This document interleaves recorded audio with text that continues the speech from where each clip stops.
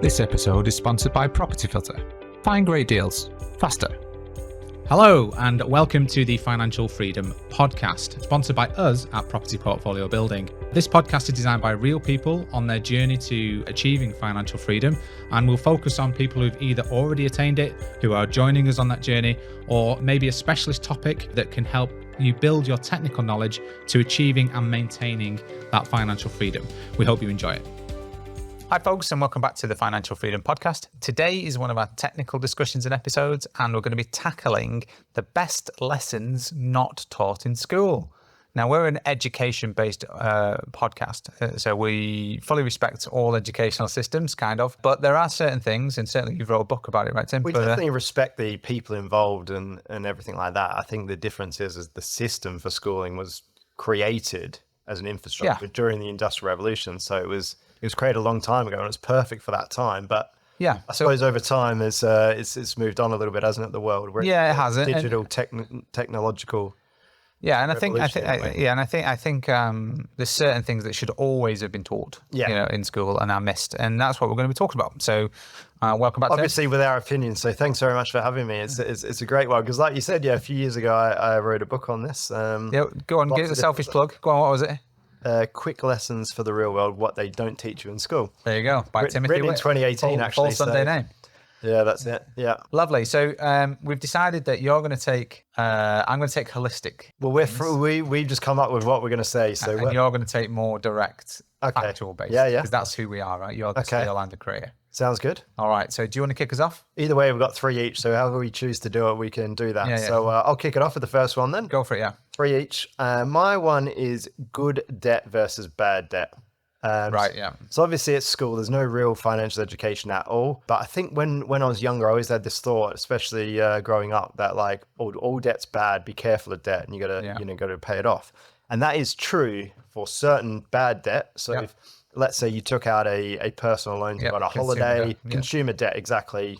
Bought a material item, a handbag or whatever. You're not getting a return from that. It's depreciating in value or just costing you. Yeah. And you've got a loan on it that you got to pay back. So that's bad debt. Good debt is something that you have debt, you borrowed money, whether it's from a bank, another investor, or something like that, and then you use it to buy an asset. Yeah. So property that we talk about a lot is a good example of that. So you buy a property to say rent out, where you get the rental income, you get the capital growth over time, and you've got debt from a bank. So that's an example of good debt versus bad debt.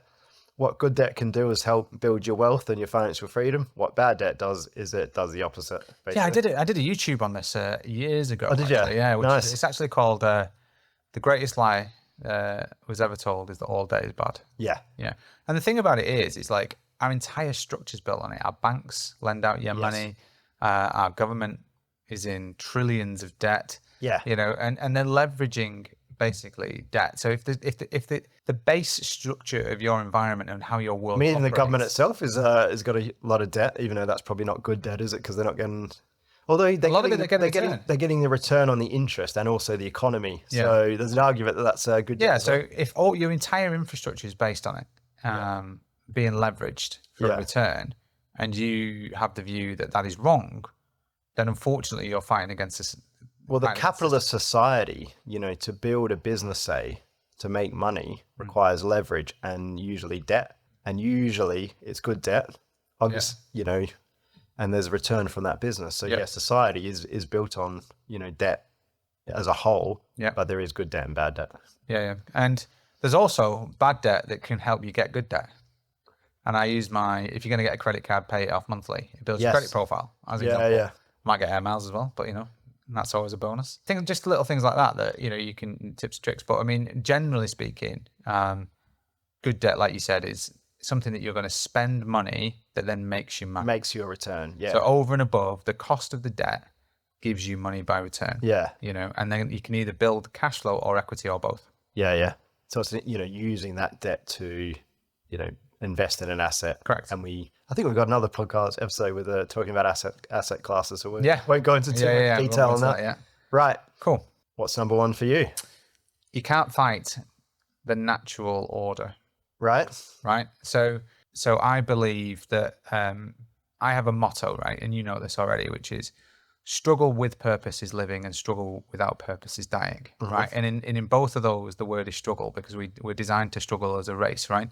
So 10,000 years of evolution doesn't stop because you want it to stop. You're built in a certain way. Yeah. You're not built to be sat at a desk not doing very much or computer gaming. You're built to be out and hunter gathering, and we were much longer doing practical things than we were doing service-based stuff.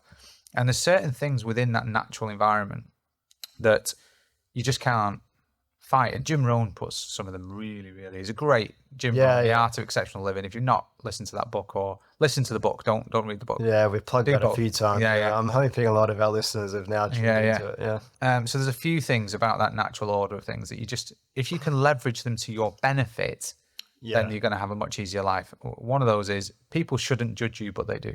Okay, so a lot of society today is based on, you shouldn't judge people, and yet the whole environment of survival is about judging people, right? And you have instincts based on those things. You can't fight against those things.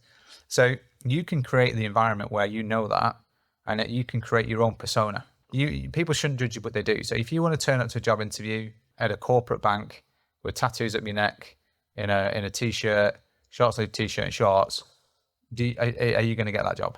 Probably not. But why? Because you might be the best qualified. Yeah, but you've been judged. You've been judged by someone interviewing. But if you know that, you can actually use that to your advantage. If you know what I mean. If you know that people will judge you, you can be the smartest, or you can be the most appropriately positioned person in that environment to your advantage, and that's free to do that, right? Just by knowing that. Yeah. And that is a really good lesson, I think, that people don't take away, because a lot of it is fight the system. Yeah. I disagree. Use the system to your advantage, leverage the system. Is a good one. So you can either fight the world or you can play the game of the world. A bit like the good debt, bad debt, right? Which is, you can either argue against the fact that some debt is good, or you can play the game. Yeah. And know that debt's a thing, and by playing the game, you work on the good debt side and you get rid of the bad debt side. That's playing the game in a way. Yeah. So, and nobody is coming to save you, right? That's the thing, is like, people think that, I haven't been able to get a job and the government's coming to say, I need the government to save me, and therefore I'm going to vote for this party. No, it's not going to happen. Never has in any time in life. It's never going to happen in the future. The only person that can save you is you. Yeah, if taking that responsibility is not on board. And I always find it's the people who want to fight the natural world order the most that struggle without purpose. Yeah. Because their struggle is to fight against what they can do, rather than struggle to do the things that they can do. And that's the thing. If you find a purpose in life that can help, that you can make money from, and you can struggle to make that purpose your own, you're going to have a really great life. And I think that is a really important point that is taught in schools. Sounds good. All right. Number two for me, and I've ad hoc changed it actually. So you say I'm still, and I don't just think on the spot, but I've just ad hoc changed it, and I'm happy about that. So my one is personal cash flow management, and understanding that it's not necessarily what you make, it's what you keep. So my examples that you can use are, if you're making £1 million and you're spending £1 million, you're net zero. Or if you're earning, say, £50,000 and spending £40,000 in a year, you're 10 grand a year better off than the person making £1 million. Yeah, that's the point. And how do you do that? You understand. It's exactly the same as company. So multi-million-pound companies can make no money. Yes. Small but highly leveraged, highly margin-focused businesses can make lots of money. Exactly. So how do you do that? And so people ask me all the time. It's like, how did you get into property? How did you buy your first property? And I said, I saved money. Yeah. I had a job. I knew my cash flow situation, and I did this really boring thing where I tracked every single expense I did, knew exactly what my costs were, knew exactly what I'd save as a minimum per week and per month, and then said, all right, if I do that by this date, I've got a deposit for this house. I did it, and I executed it. And I live within my means. You have a spreadsheet, you know your budget, you live within your means, and that's a personal cash flow management scenario. People just need to realize, and it definitely not taught in schools, that there's no lesson where you go, all right, you need groceries, let's say you got a mobile phone, you got internet, these are all your expenses, all your bills, these are, and there's things that you need to pay month in, month out, and then there's things that are sort of wants, aren't they, or luxuries. So if you're going out for a meal, you're going out drinking or whatever, you're choosing to do that. You don't need that to live. Sometimes it's really good for your mental health and stuff like that. Yeah, of course. and everyone's got to have downtime and enjoy themselves, but you've got to weigh out how much of that you do, how often you do it, how does that sit within your budget, and if you've got a financial goal for anything, how long is it going to take? And also, if you're generally saving, let's say you're saving 20% of your income, straight away, that's a good way to build your wealth, because you can then invest that in assets, which will help your financial freedom as well. So it's all around a win-win. Obviously earning more, and then if you do earn a lot more and then you keep at that same level of living, that's when you really can save a lot of money and invest a lot of money. But start off just living within your means and having a personal cash flow manager where you know and track your expenses. That is in my book, actually, a bit of a chapter on that. So and if you're good at personal cash flow management, then you should be good at any cash flow management, right? So because it's the same as a business, like you said. It's like money in, money out. So then you might even be thinking, well, rather than a job, maybe I'll set up a little business. Very good point. You know, because, you know, there's benefits. So as you earn more as an individual, you pay more tax, you know. So if you earn, like you said, way more, but you lose more. So to protect that, what you could do is you could have your business, you know, and if you're not spending as much as your business makes, you don't have to draw that in. It's a good point, actually. You can invest that somewhere else. Especially in the UK, because the high tax rates kick in really early compared to a lot of other countries. So like a lot of people go like, well, I can live off 50 grand. So I only personally draw 50 grand. But it doesn't mean a lot of your other money isn't in, say, businesses, property, all these other things that you're building in the background. Correct. Well. So I mean, we do that. We do that. We draw down very little, you know, in terms of like live quite frugally. And then use the business to pay for stuff as well. Expenses you can do through the business for lots of different things. Food and travel and all those sort of things. Right, back to your next one. Okay, I'm going to say this as the Tony. I think it's Tony Robbins, or it might have been the other guy. What other people think of you is none of your business. And I say this because the anxiety in the younger generation coming through due to the impact of social media and AI is really good point. It's absolutely massive. And I'm what you call a Zennial. I think your generation, what generation are you? I don't even know, to be honest. You're a millennial, I think. Millennial, I think. So they've changed them over time. I was born in 87, so millennial, I believe. So I'm actually Gen X. I think, but Zennial is like 1977. I was Gen Y at one point. Have they changed the years and stuff? What year are you born? 87. I think you're pretty much a millennial. Yeah. So we you know, the way that I describe it to the people, I'm older than the internet. Leave me alone. I am older than the internet as well. So I remember it coming in, but I was still I was a kid, whereas you would have been, teenage years or something? Yeah, I think the first phones that were available to were about when I was 16, 17. Yeah, my first phone was when I was 15, because I went on a sport, like a lacrosse tournament, and the parents gave me a phone to make sure that I'd call them. That's the first time I got a phone. But the big problem I see is that this anxiety is driven by dopamine. It's driven by the need to be liked in a wider community of people now, because you can be cancelled with immediate effect by somebody saying something about you. And some of these apps are set up to distract you. And also the people you're worrying about with those opinions, like, doesn't matter. Doesn't matter. Yeah, absolutely. Some of them you're never going to see again or have any contact with again or anything like that. Yeah, absolutely. And so you can be Facebook friend. Oh, it's not even Facebook anymore, is it? That's my age profile. But we do Facebook because we're old now, aren't we? But the younger kids do. I don't know what do they do. Snapchat and stuff. And others. What are the other ones? I don't know. Snapchat. Ask the editor. Yeah. Instagram maybe. Yeah, maybe Instagram. That's probably a little bit. Probably still our age as well. That's your age. I think it's not mine. Right. Mine's Facebook and LinkedIn. So, but the key phrase is that anybody's opinion, actually, it's up to you whether you allow that to affect you, right?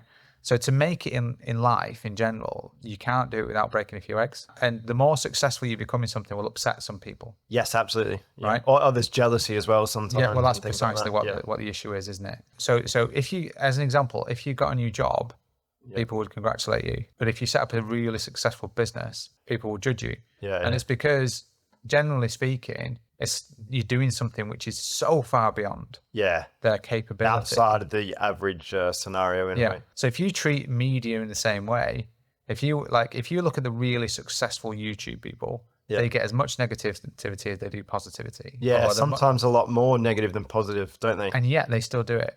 I think Stephen Bartlett talks about in his podcast, he says, I have to get through the 80% negative to have the 20% that are my best listeners or whatever. Yeah. And it's all, well, Stephen, maybe don't have so many pseudoscientists on your program, but I love his podcast, to be fair. Every second one's a good guest, and depending who you are, so it tries maybe appeals to different people. And I think that's a well balanced way to look at it, right? But if you look at those people and you think to them, what makes them different? It's just that they don't care. Yeah, and also I think on this point as well, I think like it's understanding that like opinions aren't necessarily a problem, or negative opinions. Well, opinions are like assholes. Everybody's got one, right? Yeah, that's the phrase. Yeah. And the loudest and shouters that's part of like the free society or free speech in a way, isn't it? There are different opinions, and people do think differently and operate differently, and that's sort of, it's okay, isn't it? The operating memoranda is the same with us, really, which is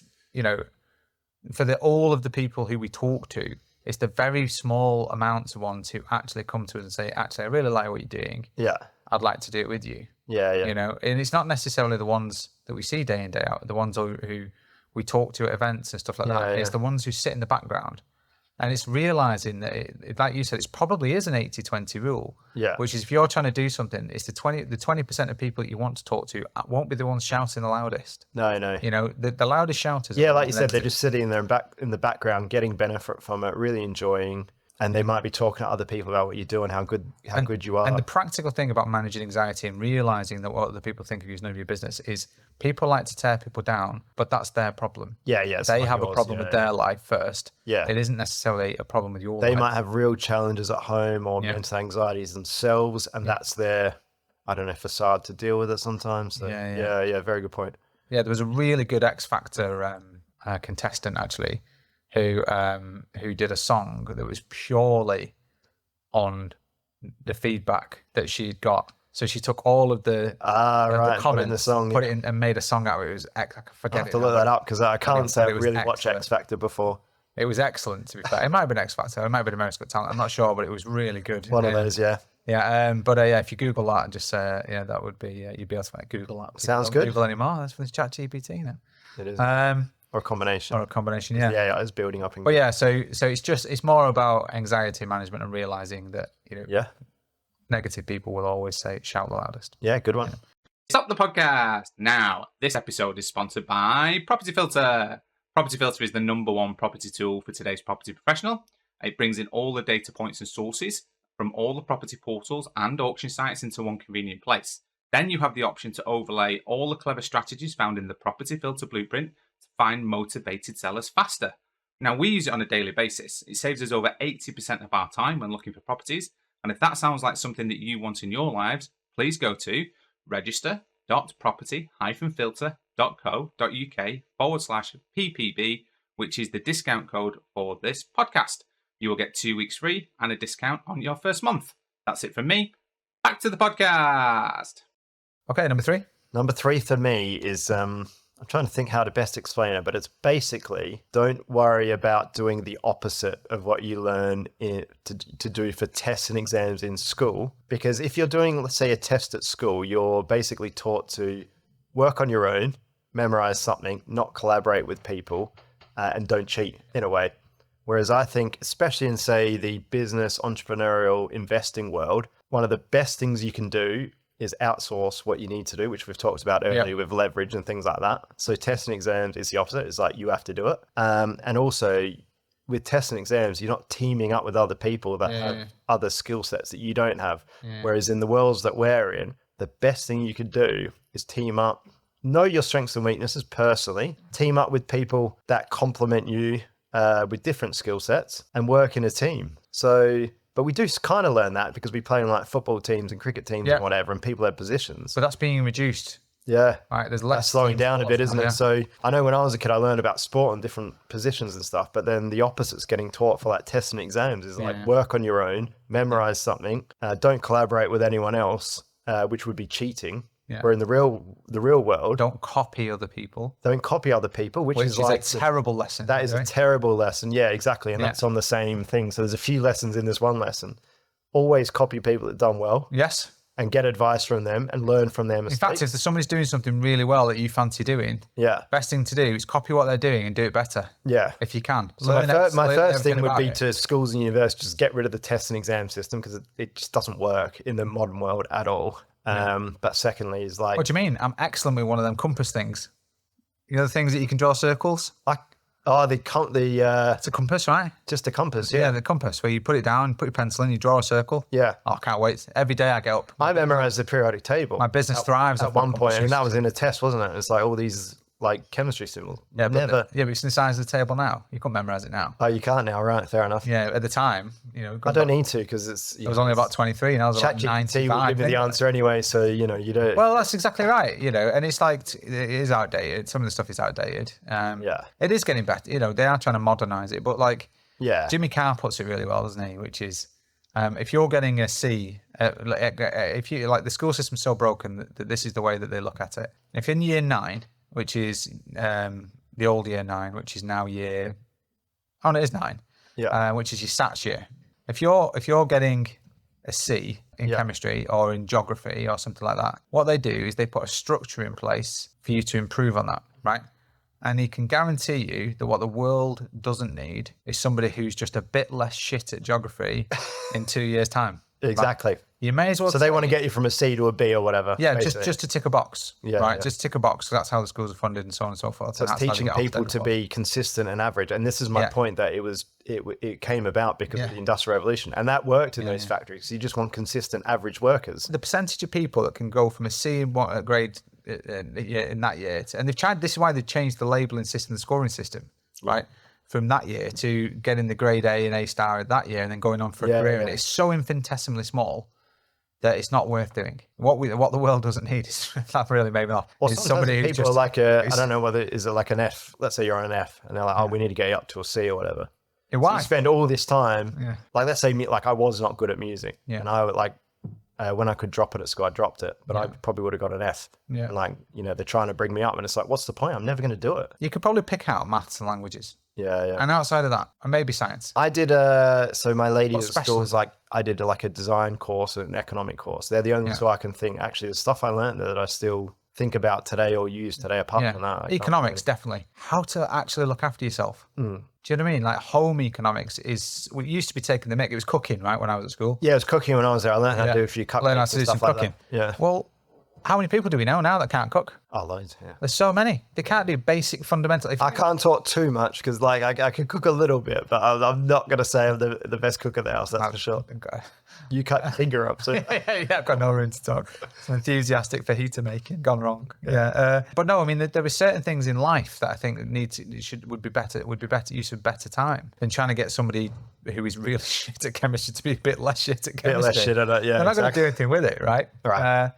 But yeah, okay. That's my last one. I'll flip back to you for your number 3 of the day, just to close it off. Health is wealth.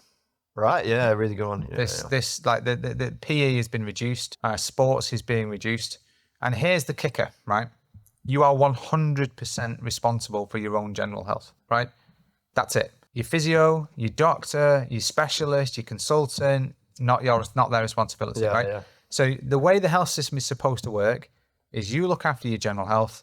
When you have a problem, you get the problem resolved, or the problem is too difficult to resolve, right? That's how the health system is going to work. It's supposed to work.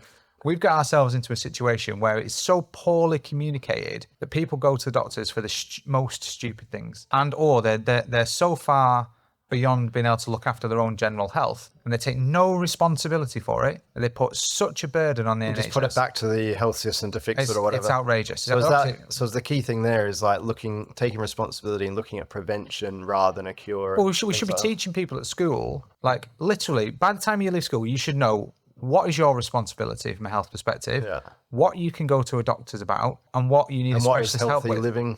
Yeah, and what healthy living looks like, right? So, and what sustainable healthy living is probably a good one. So the whole point of this tech environment and this AI environment and this continued march towards development is that we're supposed to be making life easier, the human race. Yeah. We're supposed to be creating this environment where it's less burden upon us, less toil. Yeah. But with that, we lose some purpose. So we have to find other purposes. And your health is one of those things that should be one of your purposes in life. You should look after yourself, and it is your responsibility, especially as you're growing through the ages. You don't want to be a burden at 60 years old. You don't want to be, having to put on your family because you didn't look after yourself in your 20s, 30s, 40s, and 50s. Everyone can get away with it until you're about 18. Right, 19. so we need to book in some health checks, don't we? Or have you done one recently? Health check, not necessarily, but generally looking after myself is not a problem. I've got a pretty well disciplined routine and stuff stuff like that. I've been out of so it's a combination of things sometimes, isn't it? So it's like good sleep helps, even just walking daily helps, lots of water, exactly, obviously healthy diet, exercise, we all sort of know it, but is the challenge just implementing it and doing it like a education on what a good routine looks like, and what's going to happen if you don't do it, as an example. Like actually have some show and tell on that. Not bloody biology classes on, here's some mitochondria. I'm like, okay, thanks for that. But this is what happens if you don't look after yourself. You know what I mean? So, and this could be the difference, is like, this is you based on this lifestyle versus you at age 80 with this lifestyle, or 70 or 60 or whatever. Maybe that would be a good way to teach. Yeah, correct. And I'm not saying you can't go out there and like have a few beers or have fun or any of those types of things. I'm not saying any of those things. But you have to also take responsibility for the flip side. Like you're like, and I'm only talking about general health. If you've got a specialist issue, then there are specialists to help you. And we want to focus and concentrate on, securing the nasty illnesses in the world, the cancers of the world. We don't want to be spending absolute fortunes. I'm not going to say Dave again because I picked on Dave. Poor Dave, but let's call him Mr. D. we're not going to because he hasn't looked after himself for 20 years because he doesn't understand the value of going for a walk on a daily basis. That is like so basic that it's almost insulting to the NHS almost. So, and if you live in a society where there isn't these benefits and boons and you're not looking after yourself, so you're going to be broke. Because if you live in a society where you have to pay for these medical issues and you have to be insured, as an example, good luck with that. And you're going to be really struggling. I just think that teaching people that health is what is your true wealth. Health is wealth. You don't want to achieve your financial freedom while lying in the cemetery. No, exactly. You can't take it with you. You can't take it with you. Yeah, that's it. That's all I want to say. Yeah, excellent. That's 3 each. Yeah, it's good points. You took the practical, I took the holistic. You could say that. Yeah, I think we could do this again sometime. Yeah, get more and more things coming in, couldn't we? Yeah, it's good. All right. Thank you very much for joining us today, and hope that was beneficial to you. Yeah. And we'll catch you on the next one. Bye for now. Bye for now. Thank you once again for joining us on the Financial Freedom Podcast, sponsored by us at Property Portfolio Building. If you want to get in touch with us about today's podcast or any of the learning topics that we've gone through today, you can email us at podcast@invest-prop.co.uk or get in touch with us with whichever your social media platform of choice is. If you think you would add value to us as a guest on this podcast, you can please get in touch and let us know what you would be able to talk to us about. Other than that, we wish you well on your financial freedom journeys. And once again, thank you for joining us, and we'll see you on the next one.